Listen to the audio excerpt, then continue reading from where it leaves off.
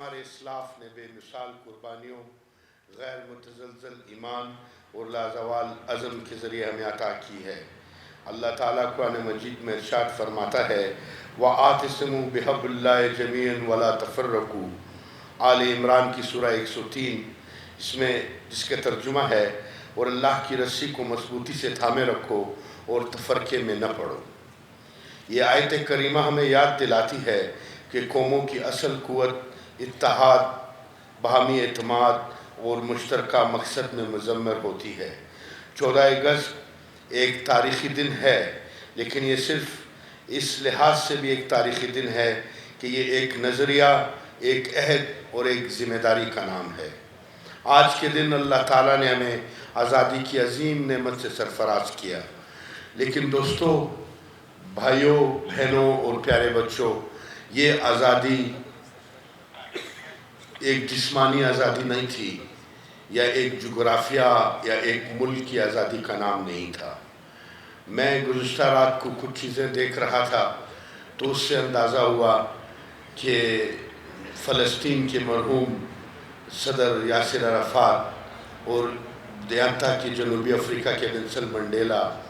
اور اس طرح سے دنیا میں بعد میں اپنی قوموں کے لیے آزادی اور استقلال کی تحریکیں چلانے والے بہت سے رہنما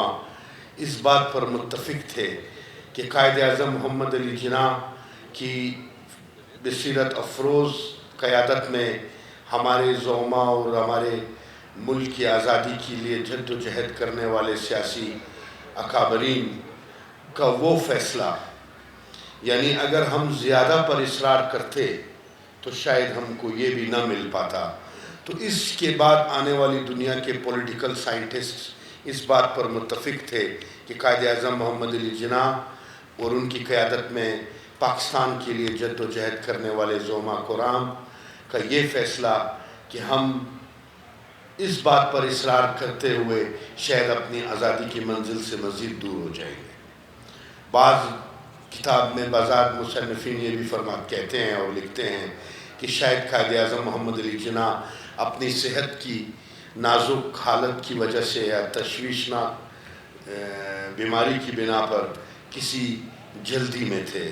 ایسی بات نہیں ہے۔ در حقیقت ملک کو حاصل کرنے کے لیے جس بات پر اتفاق کرنے کی ضرورت تھی وہ کنسنسس پیدا کرنے کے لیے قائد اعظم محمد علی جناح نے یہ عظیم فیصلہ کیا اور قوم آج اس آزادی سے سرفراز، نہ صرف سرفراز ہوئی بلکہ اس کی ہر حوالے سے ہم مزمرہ اس کے فوائد اور اس کے تمام جو دنیا میں آزاد قوموں کے لیے ایک مقررہ معیار ہے، الحمدللہ ہم وہ سب معیار کو حاصل کر چکے ہیں۔ میرے دوستو، دو باتیں بہت ضروری ذہن میں رکھنی ہوتی ہیں اور میں اپنے پروفیشن کے حوالے سے ہمیشہ یہ کہتا ہوں۔ آپ جب ہم طالب علم تھے اور اس کے بعد جب شعبہ وکالت سے منسلک ہوئے تو دوستوں میں ایک بحث رہتی تھی، اور وہ بحث یہ تھی کہ بھائی دنیا میں اس وقت جب ہم اپنے اسٹوڈنٹ لائف سے وکالت کی طرف آئے تو تقریباً دنیا کی 60 سے زائد ممالک تھے جن کی قیادت وکلا کر رہے تھے، یعنی کہیں وہ وزیر اعظم تھے، کہیں وہ صدر تھے، کہیں وہ اسپیکر اسمبلی تھے، کہیں وہ سینٹ کے چیئرمین اور ہیڈ تھے، اور اسی طرح کانگریس، امریکن کانگریس تک یہ تمام کی تمام جد و جہد قیادت وکلا کے ہاتھ میں رہی ہے۔ تو اس حوالے سے پاکستان ایک نہایت خوش قسمت ملک ہے، اور ہم من حیث القوم ایک بہت خوش قسمت قوم ہیں کہ ہم نے اس ملک کو دلیل سے، کتاب سے اور استقلال سے حاصل کیا ہے۔ یہ وہ ملک ہے جس کو پارلیمنٹ کی بالادستی اور پارلیمان کی بالادستی کو اس طرح سے استحکام حاصل ہوتا ہے کہ ہمارے اس ملک کو حاصل کرنے کے لیے پارلیمان میں تقریر کی گئی، پارلیمان میں دلائل پیش کیے گئے، اور پارلیمان میں حکومت برطانیہ یا بنائے ہوئے قوانین کی روشنی میں دلیل پیدا کی گئی اور ملک حاصل کیا گیا۔ اس کا مطلب تھا کہ ایک ایسے ذہین لوگوں کے ہاتھ میں اس ملک کی قیادت تھی، اس قوم کی قیادت تھی کہ کہ جنہوں نے اپنے قوانین بنانے والے لوگوں کو اس بات پر مجبور کیا کہ وہ ہمیں آزادی کی نعمت سے مزید محروم نہیں رکھ سکتے تھے۔ میرے آفس نے اور میرے اسٹاف نے کچھ تحریری طور پر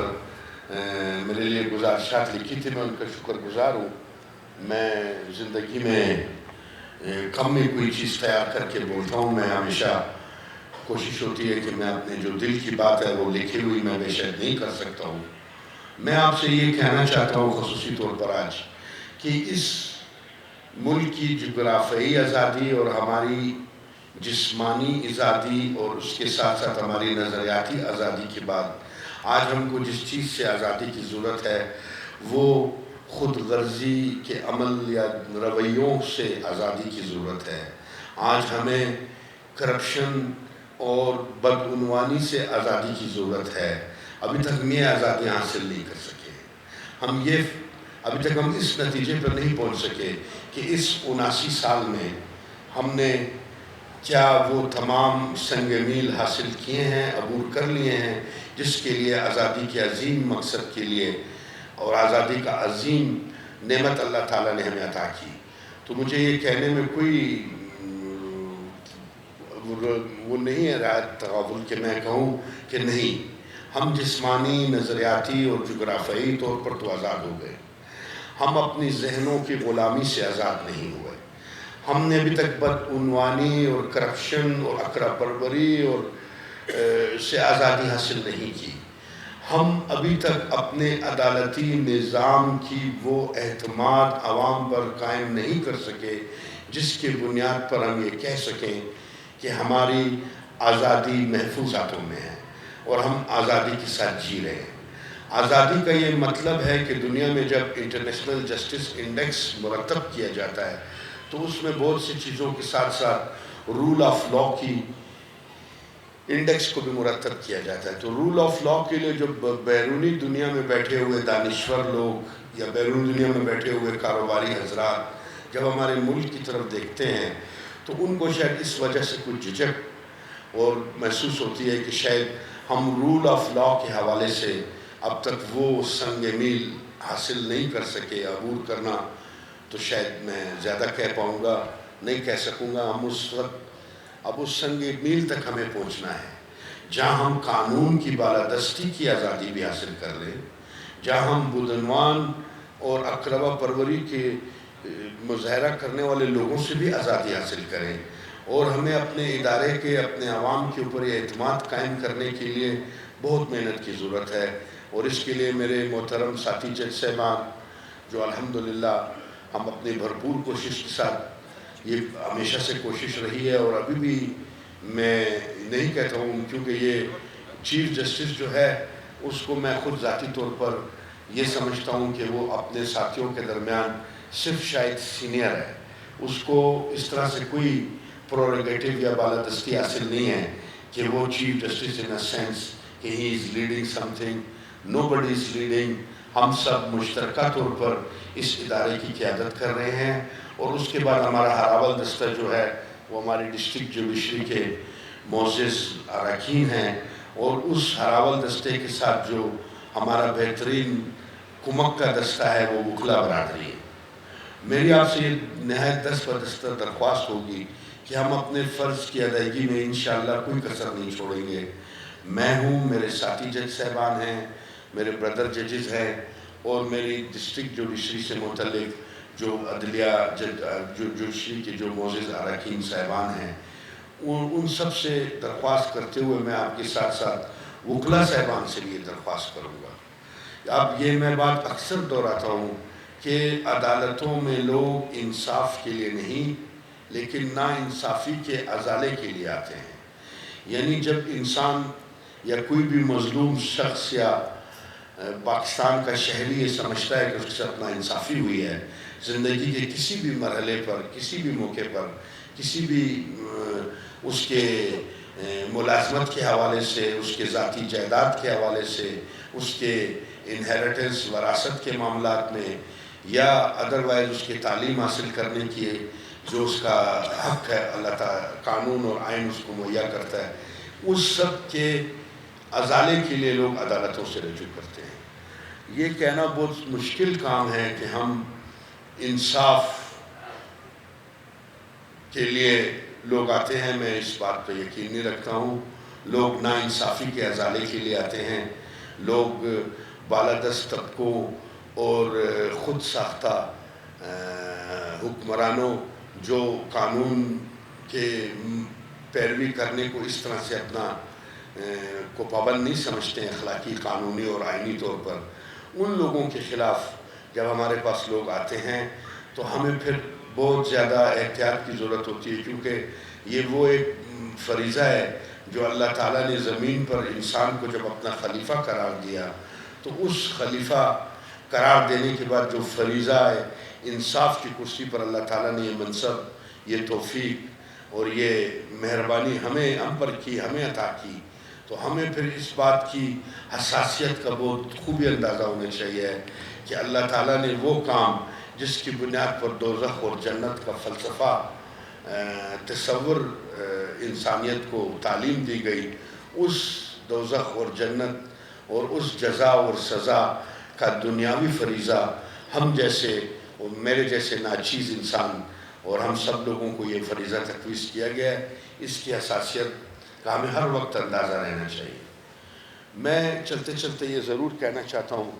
بہت سے شعر پڑھے جا سکتے ہیں آج کے دن، اس اسپیچ کو بہت ڈیکوریٹڈ انداز میں، بچے بھی بیٹھے ہیں، میں تو یہ سمجھتا ہوں کہ میرا اپنا جو نظریہ ہے کہ انصاف جو ہے، میں ہمیشہ نوجوان لائر سے بھی جب بات کرنے کا موقع ملا میں نے یہی کہا ہے کہ انصاف جو ہے وہ صرف جج نے نہیں کرنا بھائی، انصاف باپ نے اپنے بچوں کے ساتھ، ماں نے اپنی اولاد کے ساتھ، اولاد نے اپنے ماں باپ کے ساتھ، ہم سب نے اپنے رشتہ داروں کے ساتھ، ہم نے اپنے ہمسائے کے ساتھ، گاڑی میں سوار شخص نے پیدل چلنے والے شخص کے ساتھ، اور سائیکل پر سوار شخص نے پیدل چلنے والے شخص کے ساتھ،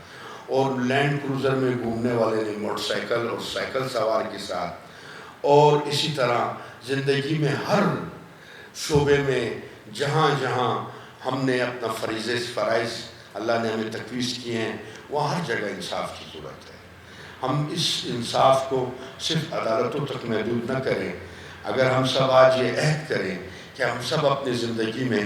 سب سے پہلے اپنی ذات کے ساتھ، اپنے ملک کے ساتھ، اپنے معاشرے کے ساتھ، اپنے لوگوں کے ساتھ، اپنے بچوں کے ساتھ، اپنے ہمسائے کے ساتھ، اپنے رشتہ داروں کے ساتھ، اور سب سے بڑھ کے اپنے ماتحتوں کے ساتھ، ان سب کے ساتھ اگر ہم انصاف سے چلنے کا عہد کریں تو اب مجھے اللہ پر بہت یقین ہے کہ ہم بہت سی مشکلات سے دور ہو جائیں گے اور ہمارے بہت سے مسائل خود بخود حل ہو جائیں گے۔ جب بہن بھائی اس بات پر راضی ہو جائیں گے کہ بہنیں اس جائیداد میں حصے دار ہیں تو آپ یقین کریں مقدمہ بازی کم ہو جائے گی۔ جب سیکرٹری صاحب اس بات پر اتفاق کر لیں کہ میں نے اپنے کسی ماتحت کے ساتھ ناانصافی نہیں کرنی، اور جب نے بحیثیت چیف جسٹس اس بات کا عہد کر کے قائم کروں اس کو کہ میں نے اپنے کسی ماتحت آفیسر کے ساتھ، کسی ماتحت ملازم کے ساتھ، کسی ڈسٹرکٹ جوڈیشری سے متعلق میرے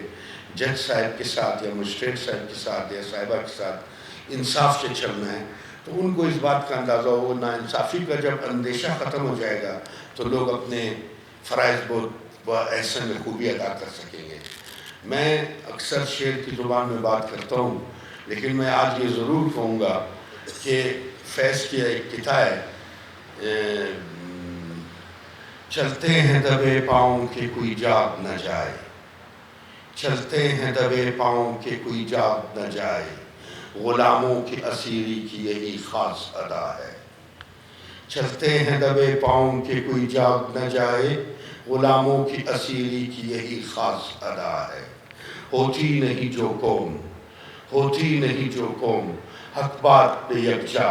اس قوم کا حاکم بھی پھر اس کی سزا ہے۔ میں یہ آپ کو کہنا چاہتا ہوں، اللہ تعالیٰ قرآن پاک میں فرماتے ہیں، علامہ اقبال صاحب اپنے شعر میں فرماتے ہیں، اور اس کا مفہوم شعر میں زیادہ میں واضح بیان کر سکوں گا، خدا نے آج تک اس قوم کی حالت نہیں بدلی خدا نے آج تک اس قوم کی حالت نہیں بدلی، نہ ہو جس کو اپنی حالت کے بدلنے کا خیال۔ تو یہ سب عہد ہم نے آج کے دن کرنا ہے۔ ہم نے یہ بھی دیکھنا ہے ماضی میں کہ ہم نے کیا حاصل کیا، اور ہم نے مستقبل کے لیے بھی اپنا ایک متعین جامع منصوبہ بھی ترتیب دینا ہے کہ ہم نے آگے کیا کرنا ہے۔ ہم ان بہت خوبصورت بچے جو یہاں بھی بیٹھے ہیں، ہم ان کو کیسا ملک دے کے جائیں گے، کیسی قوم دے کے جائیں گے، کیسا معاشرہ دے کے جائیں گے۔ الحمدللہ پاکستان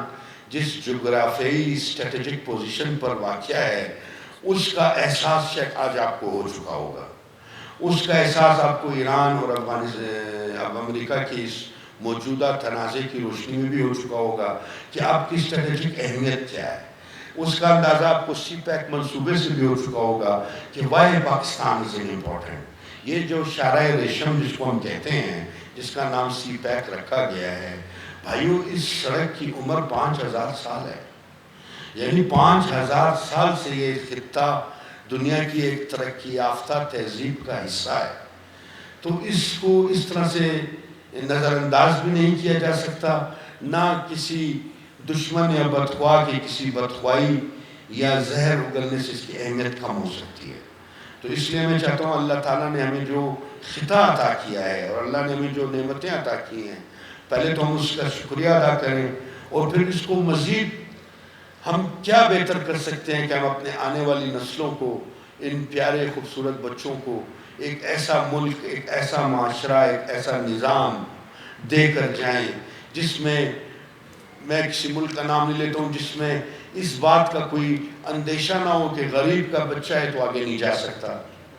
یتیم ہے تو آگے نہیں جائے گا۔ ایسا ملک ہو جس میں غریب کا بچہ، ایک ایسا بے بس یتیم مسکین جس کا کوئی نہیں ہے، اس کی ریاست ہو،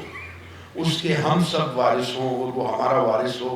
تو وہ ملک کا صدر بھی بنے گا، وزیر اعظم بھی بنے گا۔ آج کل تھوڑا سا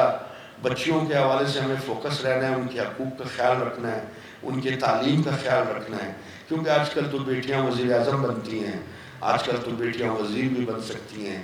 تو بیٹیوں اور بیٹوں کے درمیان تفریق نہ کریں۔ اللہ تعالیٰ نبی مبارک صلی اللہ علیہ وسلم نے بھی یہ فرمایا کہ جو اپنی بیٹیوں کا تربیت دین کے مطابق کر کے، ان کی تعلیم کر کے، ان کے فرائض سے بگدوش ہوتا ہے، تو اس کا عمل جو ہے وہ اللہ تعالیٰ کے قریب بہت مقبول ہوتا ہے۔ میں یہ اس لیے خصوصی طور پہ کہہ رہا ہوں کہ وراثت کے معاملات میں اپنے بہنوں اور اپنی خواتین کا بہت خیال رکھیں۔ نبی مبارک صلی اللہ علیہ وسلم نے فرمایا کہ جس نے اپنے وارث کو محروم کیا وہ ہم میں سے نہیں۔ آپ دیکھیں، جو ہم میں سے نہیں کا مطلب یہ ہے کہ اس کو دائرہ اسلام سے خارج سمجھا جائے گا۔ اس لیے کوئی بطور جج، بطور وکیل کسی بھی موقع پر وراثت کی بات آتی ہے تو خوددارہ اس میں فریق نہ بنے، اس میں غیر جانبدار رہ کے حقدار کو اس کا حق دلوائیں۔ جب ہم ادھر سے شروع کریں گے تو آگے چھوٹے چھوٹے معاملات میں جو ناانصافی کا اندیشہ رہتا ہے وہ بھی انشاءاللہ تعالیٰ اللہ تعالیٰ پورا کریں گے۔ بس اس دعا کے ساتھ کہ اللہ ہمیں امن کے ساتھ اور ترقی عطا کرے، اور اللہ ہماری قوم کو، ہمارے ملک کو مزید ترقیاں عطا کرے، اللہ اس کی حفاظت کرے، اللہ آپ سب کی حفاظت کرے، اور اللہ ہمارے بچوں کو کی حفاظت کرے، اللہ ان سب کو بہت خوشیاں عطا کرے۔ میری طرف سے حاضرین کو، پاکستان کے عوام کو، بلوچستان کے عوام کو اور اس حاضرین مجلس کو میں آج کا یوم آزادی بہت بہت مبارک ہو، بہت سی دعاؤں کے ساتھ۔ وسلام۔